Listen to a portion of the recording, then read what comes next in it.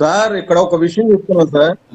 కోడికత్తితో డ్రామాలతో అధికారం ఎట్లా ఎక్కాలో ఇక్కడ మొత్తం అంతా విషయం మొత్తం అంతా స్కాములు బయటపడిపోయిన తర్వాత వీళ్ళ విజ్ఞానం ఎట్లా ఉంటది అంటే ఇట్లా డిబేట్లకు వచ్చి కోడి పొరతో ఆలోచించి చెప్పడం అనేది ఉంటుంది.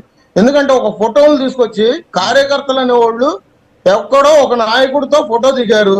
ఆ ఫోటో దిగి మీది టీడీపీకి సంబంధించిన నాయకులు అనేది ఎంతవరకు సరిపాటి అక్కడ వాళ్ళ విజ్ఞానానికి వదిలేయాలి. వాళ్ళు ఆలోచించుకునే తీరు ఏ విధంగా ఆలోచించుకున్నారంటే ఇక్కడ మొత్తం అంతా ప్రూఫ్లతో సహా డిబేట్ లో రాజు గారు మీరు చూపిస్తా ఉండంటే లేదు లేదని చెప్పేసి గుమ్మడికాయలు దొంగ ఎవరంటే బుధాలు అనుకున్నట్టుగా వాళ్ళు మళ్ళీ టీడీపీ మీద గుడ్డగాల్చి ముఖం మీద వేసినట్టుగా వాళ్ళు మాట్లాడుతూ ఉండంటే ఇంతకు మించి ఏం చెప్పాలి? అదే అంటున్నా కోడికత్తి డ్రామాలతో అధికారాలకు రావడం, ఇట్లాంటి డిబేట్లకి ఏమో కోడి బుర్రలతో రావడం, ఇక అంత మించి మేము ఏం చెప్తాం సార్? సార్ ఇక్కడ ఒకటే విషయము పిక్చర్ క్లియర్ గా చెప్తున్నాము. విజయసాయి రెడ్డి గారు కూడా ప్రతిసారి మీడియా ముందు కానీ ఇట్లా ట్వీట్ల రూపంలో కానీ హెచ్చరిస్తున్నారంటే ప్యాలెస్ చాటున ఉన్న జగన్మోహన్ రెడ్డి గారికి ఇస్తున్నారో లేదంటే ప్రధాన వ్యక్తి ఎవరైతే ఉన్నారో ఈ లిక్కర్ స్కామ్ లో ఆ వ్యక్తికి చెప్తున్నారో గాని రేపు పొద్దున్న కటకటాలు అయితే లెక్క పెట్టాల్సిన పరిస్థితి అయితే వైఎస్ఆర్సీపీ వాళ్ళకి ఉన్నది. ఎందుకంటే నేర చరిత్ర ఉన్న వ్యక్తుల్ని ఎప్పుడైనా కానీ మనం వెనకాల వేసుకుని వస్తే ఆ నేరాన్ని మనం కూడా తోడ్పడినట్టే, మనం కూడా ఆ నేరస్తుల స్థాయిలో ఉన్నట్టే. అంతేగాని వైఎస్ఆర్సీపీలో ఉన్న వాళ్ళు కూడా ప్రతి ఒక్కరు కూడా అక్రమాలు దందాలు చేసేవాళ్లే. వాళ్ళ రోజున ప్రతి ఒక్కరి మీద కూడా స్కామ్లు ఉన్నాయి, ప్రతి ఒక్కరి మీద కేసులు ఉన్నాయి.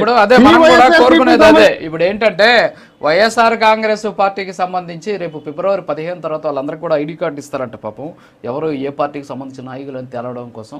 సో వాళ్ళు కూడా ఇప్పుడు సేఫ్ సైడ్ కి వెళ్ళిపోతారు. వైఎస్ఆర్సీపీ వాళ్ళ కార్యకర్తలకి వాళ్ళ రోజున వస్తున్నాయంటే దాన్ని మెచ్చుకోవాల్సింది వాళ్ళ రోజున కూటమి ప్రభుత్వాన్ని. ఎందుకంటే ఇదే ప్రైమ్ లైన్ లో నేను మాట్లాడాను. చెంగయ్య అనే వ్యక్తి చనిపోతే మీరు ఎటువంటి అతనికి న్యాయం చేశారు, మీకు ఎటువంటి కార్యకర్తలకి ఆయన న్యాయం చేస్తున్నారని చెప్పేసి నేను మాట్లాడి మీకు ఎటువంటి ఐడి కార్డులు లేవు, ఇవాళ రోజున క్రియాశీలక సభ్యత్వాలు మా పార్టీలకు ఉన్నాయి, మీకు లేవన్నాం. దాన్ని పరిగణలోకి తీసుకునే వాళ్ళ రోజున వైఎస్ఆర్సీపీ వాళ్ళకి జగన్మోహన్ రెడ్డి గారు చేస్తున్నారు. పార్టీలు పెట్టాలని చెప్పేసి కూడా మన గతంలో మాట్లాడిన పరిస్థితి పార్టీలో కార్డ్స్ ఉన్నాయి సార్, అది తెలుసుకోండి. ఇవాళ కొత్తగా పెట్టేది కాదు. మళ్ళీ కొత్తగా రాజకీయంలోకి వచ్చినటువంటి వాళ్ళు, అభిమానులుగా ఉన్నటువంటి వారందరూ కూడా కార్డు ఇస్తామని చెప్పడం జరిగింది. కానీ ఏదో వీరు చెప్పారు మరణం తర్వాత